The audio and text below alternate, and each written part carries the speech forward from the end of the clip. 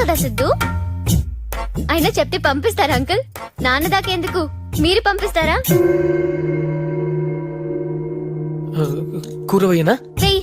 Actual గా అయితే నేను కూడా రాకూడదు, కానీ సిద్ధుని బాధ పెట్టడం ఇష్టం లేక వచ్చేసాను కదా.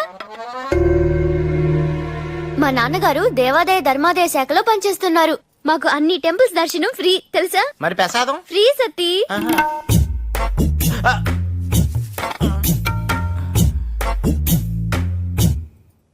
అంకుల్ నేను ఒకటి చెప్పొచ్చా?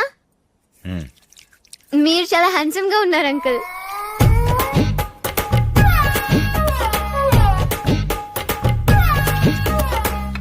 నువ్వు ఎప్పుడు ఇలాగే మాట్లాడతావా? లేదు అంకుల్, కొత్త కదా, ఇవాళ కొంచెం తక్కువే మాట్లాడుతున్నాను. ఏం సిద్ధు?